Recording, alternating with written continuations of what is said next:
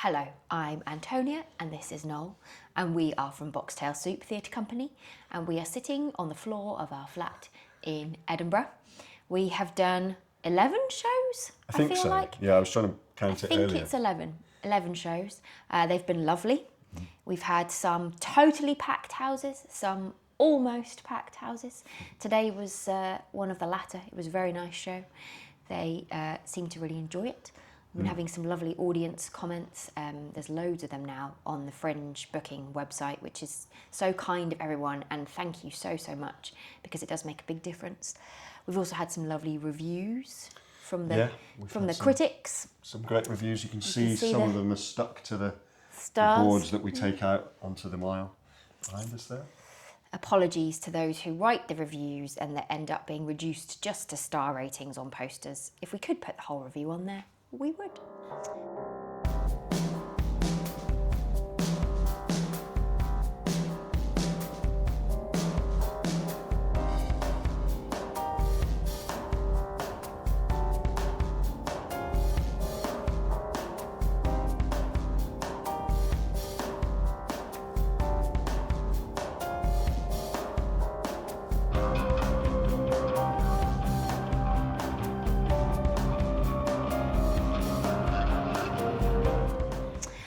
Yeah, we're having a nice time. It's different from other years, as it always is. Every year is a different thing, different show, therefore different sort of problems to solve and all that sort of thing.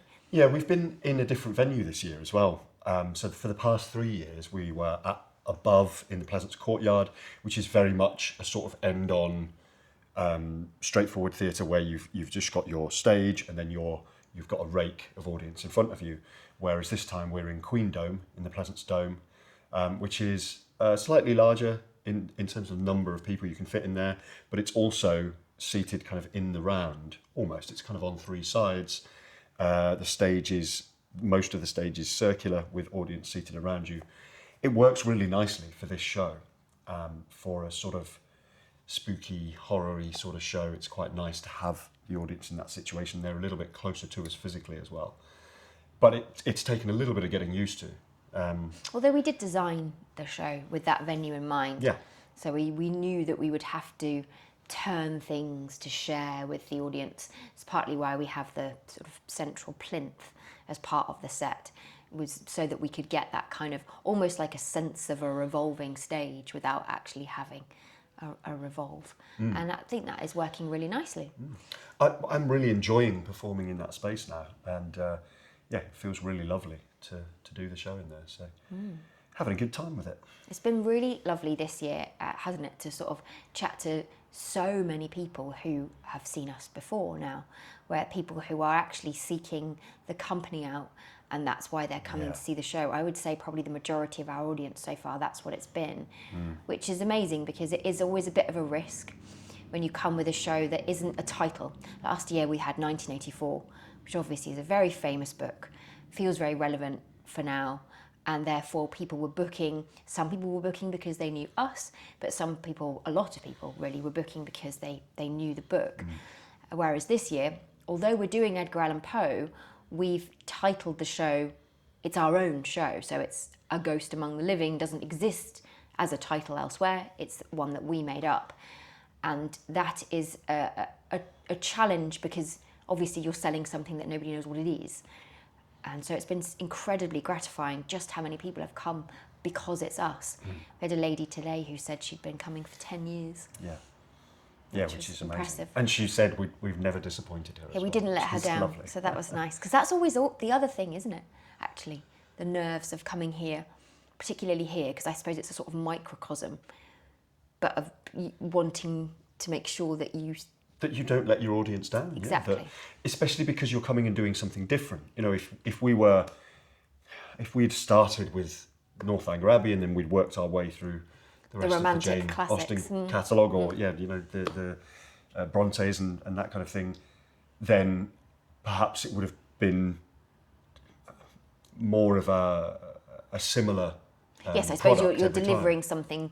Yes, but then I think that's what I've been really enjoying as well, is that you've got people who are coming back again and again, and who will now tell you what their favourite is, which I really enjoy hearing, because, you know, it's always led with the comment of, I really enjoyed this one. This one is my favourite, or you know, 1984 was my favourite, or Gulliver's Travels was my favourite, or this new one is my favourite, or, you know, and it's even amongst groups of people who will come together, there'll be different favourites among the group that's come, which is really lovely. Yeah, absolutely.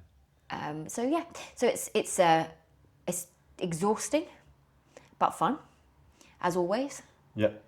And I think we're just about getting to the point now where we might be able to get out and see a few more shows as well. We haven't done too badly. We've seen a few bits and pieces here. It's been different, hasn't it? Because we're at a different time this year, so we're slightly later than we normally are.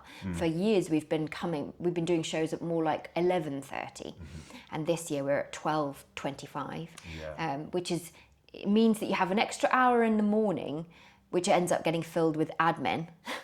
But then it does mean that everything, you know, the knock-on is everything's later in the day, isn't it? So we haven't been quite as good at seeing things as we have. Last year we were very good about seeing a lot, I think. But I'm sure we've still seen a few very, very fun things. Notable mentions, I'm assuming you're going to put this up soon. There was a show called Nuns! Which I thought was absolutely hilarious. Has something to do with the people who created Police Cops, which is one of our favourite returning shows. There's obviously Stephen, who does his one-man Poe shows. And this year he's brought a different one where he's doing The Businessman and The Case of M. Valdemar. And The Businessman is actually a comedy. We'd not read it, we realised. No. And we thought we'd read them all. No, and the way he does it is really nice. It's very clever. He's given it a slight tweak to make it relevant. Yeah. Slightly more relevant to today. And he's done these beautiful illustrations that he's done himself that are part of the set for that show. Elf Lions. She Was great. was wonderful. We saw that right at the beginning. Yes, we saw a preview. I think we might go again. To see how it's evolved. So there were just a few things, very different. All of them, all three are very different from each other, but we've enjoyed them all, and no doubt we will enjoy more. I think, at the risk of rambling. Yeah, at the risk of rambling, let's stop there. Just to remind you, if you want to see the show, if you haven't seen the show already, it's on at 12:25 p.m. every day in Queendome at Pleasance Dome. And obviously, we would love to have you there. If you're not at the Fringe, but you know anyone who's here, then send them our way. Yeah, and thank you to those of you who have already done either one or both of those things. And we will see you again next time.